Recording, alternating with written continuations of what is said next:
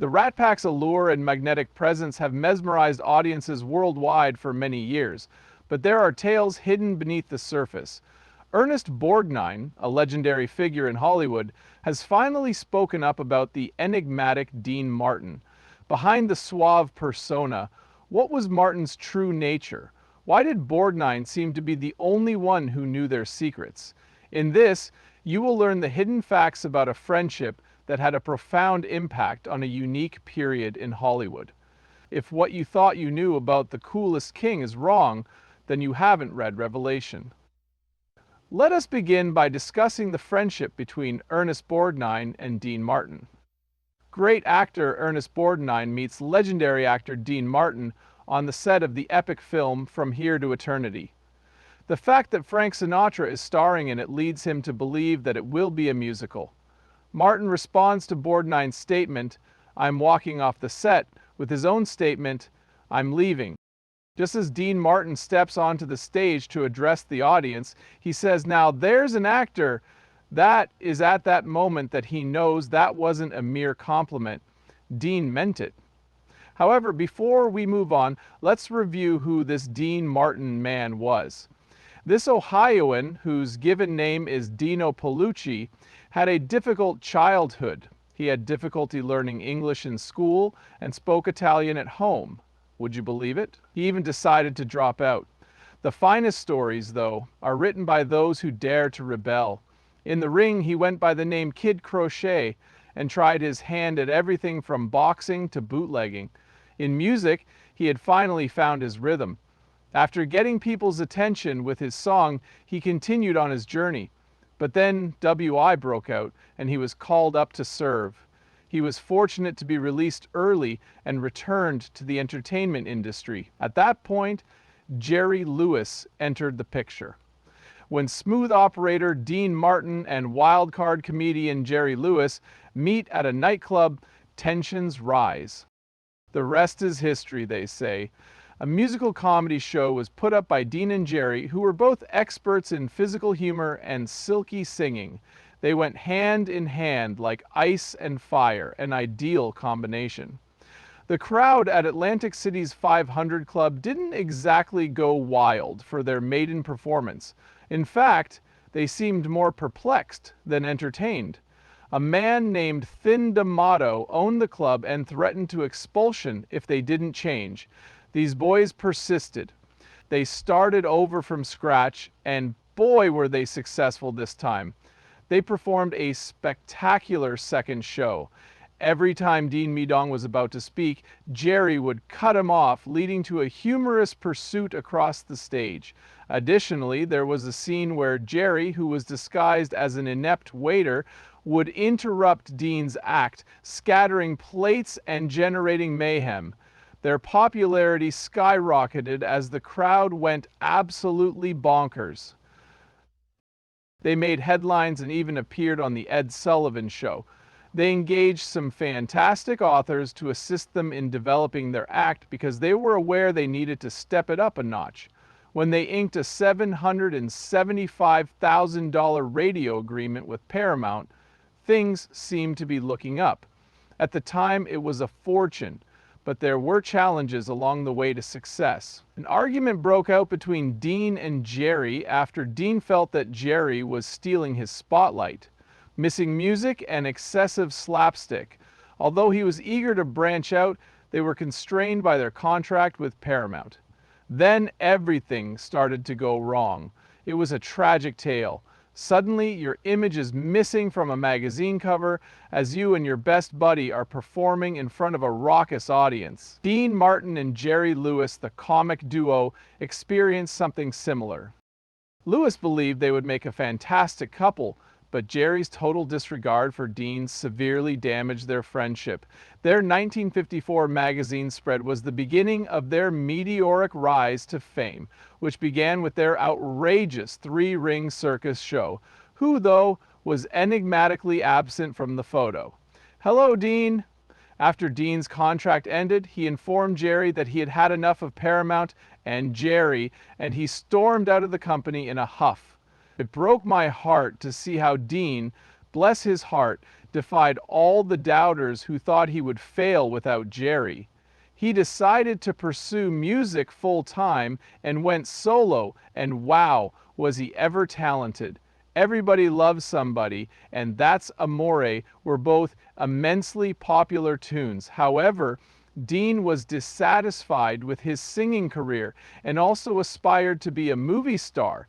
He dabbled in acting, but his early roles were less than stellar. Afterwards, the youthful Dean was thrust back into the limelight with the 1958 war film Lions, which was a smashing success. In addition to his Golden Globe nomination, he was spotted with A-listers like John Wayne and Ricky Nelson. After that, Dean's performance blossomed. He was in numerous films both as an actor and producer. An icon and a legend he became. Remember the Rat Pack? That's Frank Sinatra, Sammy Davis Jr., Dean, and Frank himself. Party animals who wowed audiences with their songs, jokes, and charisma. They performed at every event. The Dean Martin Show was an unprecedented phenomenon in Las Vegas. Feel free to consider it the pinnacle of lazy television. Guests would enjoy Dean's company as he chatted, made a few jokes, some would say too many, and looked dapper in his tux. It was a smashing success, despite NBC's incessant off-screen surveillance of him. In spite of his reputation as a playboy, he cherished his family. His pals say that he wasn't actually a heavy drinker, despite his on-screen antics to the contrary. Finally, after all these years, Dean and Jerry reconciled. They were deeply moved by the moment. Until something awful occurred to Dean, everything continued to go swimmingly. Tragically, Dean Paul, son of Dean Martin the Cunard, was killed in an airplane disaster in March 1987. It was tragic indeed. Dean was severely injured in a horrific accident that occurred while he was serving in the Air National Guard. He resorted to drinking as a means of alleviating his profound sadness. Attempts by his buddy Frank Sinatra to lift his spirits by taking him on tour were futile. It was as if Dean's addiction to drinking and smoking were inseparable. His years of smoking finally caught up with him in 1993, they informed him. Dean Martin could have had surgery to remove his lung cancer, but his heart refused. He retired from public life, cherished his family, and slipped away peacefully on Christmas Day, 1995, at the age of 78. His passing was a global tragedy. In remembrance, even the Las Vegas Strip dimmed its lights. He left the path that led him from an illiterate youth to a worldwide superstar. By hearing him describe his interactions with Borgnine in his own words, we gained insight into their connection and saw a side of Dean beyond his macho persona and Rat Pack swagger. It became clear that Dino was more than meets the eye. He was a trustworthy buddy and a loyal companion. Moving on, let's discuss Ernie. His parents were Italian, and he was born Hermes Ephron Borgnine to working-class parents in Connecticut. After finishing high school, he did the right thing by his country and enlisted in the Navy. He had just returned to serving his nation in uniform when Wu struck. Ernie was bewildered and unsure of his future after the war. It didn't take Ernest Borgnine long to figure out that industrial work wasn't his thing. "Why are you always embarrassing yourself in front of other people?" his mom said, fortunately having a better grasp of his abilities than he did. As most children would just roll their eyes, Ernest had a revelation as he was eating breakfast. Grace Kelly presented him with an Oscar 10 years later, as if a light bulb had gone off in his brain. Before joining the Barter Theater in Virginia, he honed his craft at Hartford's Randall School of Drama. Theaters were treasures during the Great Depression because patrons could exchange apples, eggs, and other food items for tickets. In 1947, he made his acting debut. Even though his role was minor, viewers adored him in State of the Union. As the gentleman caller, he demonstrated his dramatic chops and kept the action moving in Tennessee Williams's The Glass Menagerie. He was prepared to face the metropolis by 1949, Despite everything, he debuted on Broadway in the role of a nurse in Harvey.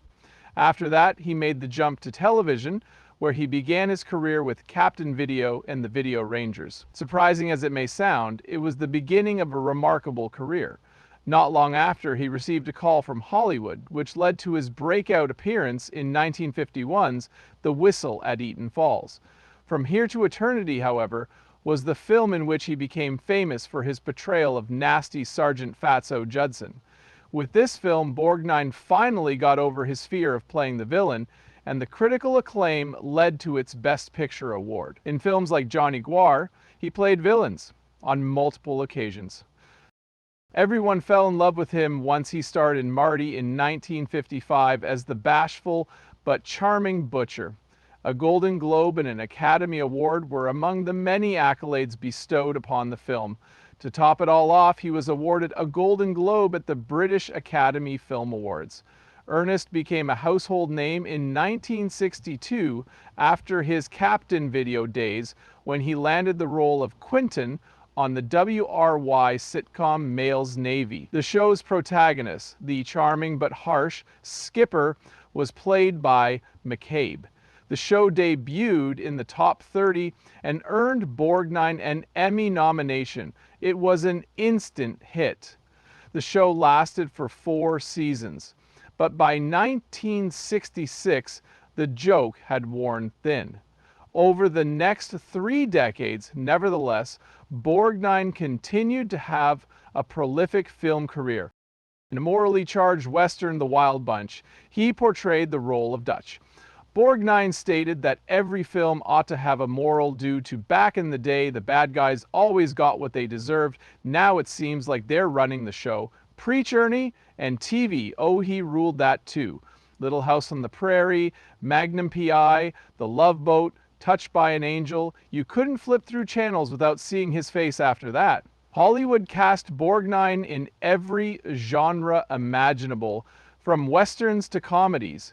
He continued to act right up until the end of his life, making an appearance in the final episodes of Ernest Borgnine's career was as famous as he was, and he never appeared to slow down, like a true legend. He returned to Universal Studios in 1983 to co-star with Jan Michael Vincent in Donald P. Bellisario's smash television series Airwolf. Dominic Santini is a charming helicopter pilot, and Borgnine immediately agreed to play the part after seeing him wrestle in a 1982 episode of Magnum P.I. Despite the show's success, Borgnine worked himself to the bone behind the scenes.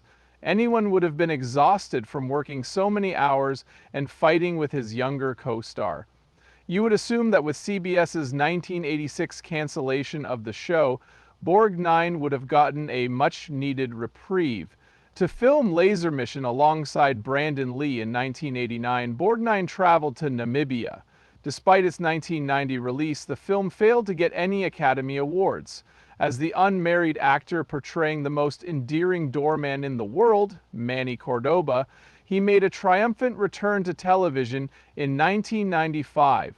Being the earliest one on set and the last one to depart, not to mention likely laughing in between takes, Borgnine had more energy than the entire cast combined, according to co-star Jonathan Silverman. Borgnine displayed his daring side in 1996 at Merlin's Shop of... He recounted the tale of Merlin's stolen cursed monkey toy in this bizarre fantasy film. Although the film bombed at the box office, it became beloved by some once it was parodied on Mystery Science Theater 3000. In the same year, Borgnine boarded a bus and saw The Nation, meeting fans along the way. Ernest Borgnine on the Bus, a documentary that was released in 1997, chronicled his voyage. In spite of everything, he managed to make it to VA hospitals to pay his respects to the nation's hospitalized veterans. In Mel's Navy, Borgnine reprised his role as Rear Admiral Quentin McHale in 1997. Tom Arnold was cast as his son after he bestowed the role and name upon him. Baseball, a comedy set a year later, featured him as an eccentric and hilariously wealthy businessman who seemed to make a broad reference to the Navy's posture at the time. Lastly, he co-starred with Patrick Stewart as Mermaid Man on SpongeBob SquarePants.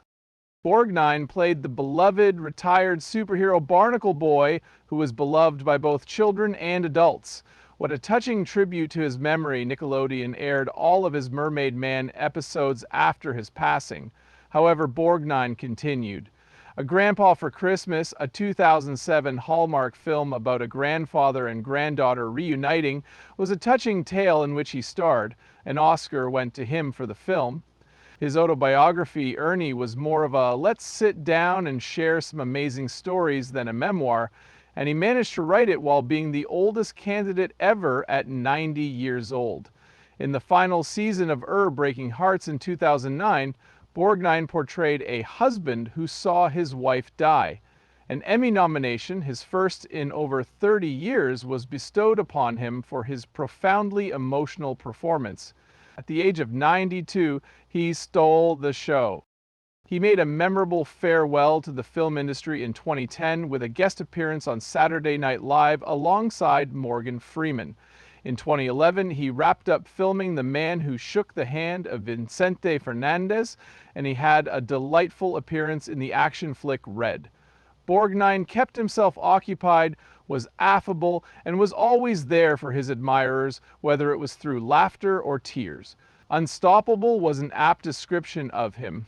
Despite their differences in career trajectory, legendary performers Ernest Borgnine and Dean Martin were both venerated as icons. The story of Ernest Borgnine, an actor, is fascinating because it captures Dean's charisma so well. After filming a scene, Borgnine overheard Martin remark, "Now there's an actor.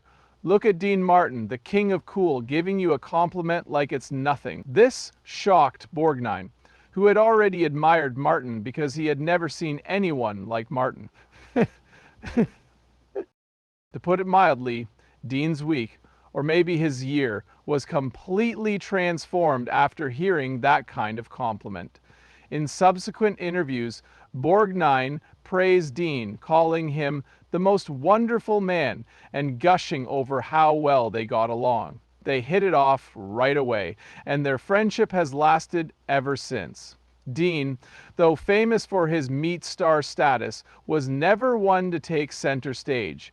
Instead, he was great at elevating the careers of those around him. Even in a cutthroat environment, Dean was the one who set an example for the rest of us. Dean Martin had the gift, the wink, and the drink to make anyone feel like $1 million. In celebration, let us toast that. Remembering Dean Martin through Ernest Borgnine's eyes is more than simply a Hollywood anecdote. It demonstrates the power of an honest heart and a few encouraging words. Dean Martin was more than the charismatic, smooth-talking celebrity we saw on TV, and Borgnine got a front-row seat to the real thing. He exuded an air of effortless hipness, but Dean may have seemed dapper on the outside, but he was really just as modest and humorous as your neighbor who still cuts their grass. Dean, Borgnine insisted, wasn't your average celebrity swept away by the limelight. He was the genuine article. His generosity wasn't an act, it was his character, and he had a talent for making people feel valued. The man was exceedingly charitable, and that should not be overlooked. Are you in search of some guidance, amusement, or simply a companion to share a beer with? No matter how bad things got, Martin always had a joke that would get under people's skin. It was Dean's wit, Borgnine would remark, that kept their friendship intact. He was the type of person who could brighten even the darkest day for anyone going through life's ups and downs. However, a man who seldom allowed people to see his troubles carried them beneath that unwavering smile. Because of how close they were, only a select number, including Borgnine, got to know that side of him.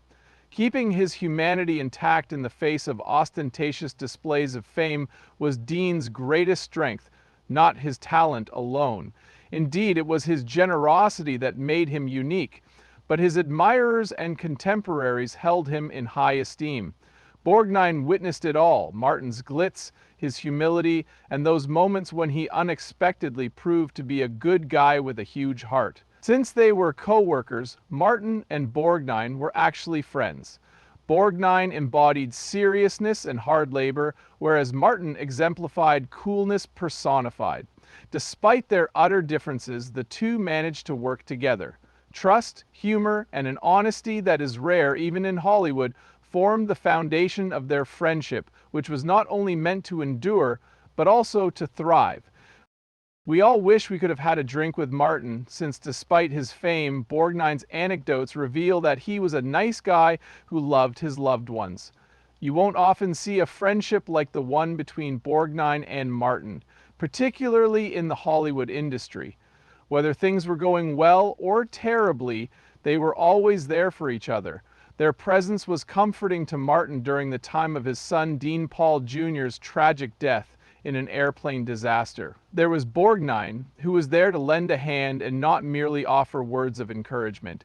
Instead of then trying to cure it or using platitudes, he simply showed up, likely carrying a heavy load, and just like friends sometimes get one another a bottle of something powerful, Martin was there for Borgnine when he hit a business downturn or had one of those "am I even good at this" moments. Maybe not with pom-poms and cartwheels, but still. When he wanted to pay Borgnine a visit, he'd give him a call, and gushing about his brilliance and the impact he had on everyone's lives, they had a lighthearted sense of humor and enjoyed the simple joys of spending time together. He would shake you by the shoulders and tell you to shut up, you're amazing. However, their friendship was not limited to serious matters. You can bet that they brought a lot of joy to the set with their hilarious conversation. There was no ego or forced grins, just two guys who cared about each other, and that was what made their friendship unique. They ignored the Hollywood glamour and focused on one another's personalities. Finding a clean automobile in Los Angeles after it rains is akin to the rarity of Borgnine and Martin's friendship in a world filled with photo shoots and superficial friendships. Is a constant reminder that what truly matters are the individuals who remain by your side through thick and thin, not your fame or fortune. That's because having someone to laugh it off with, and maybe even foot the bill, is essential when life throws a curveball, be it a lousy round of golf or anything else.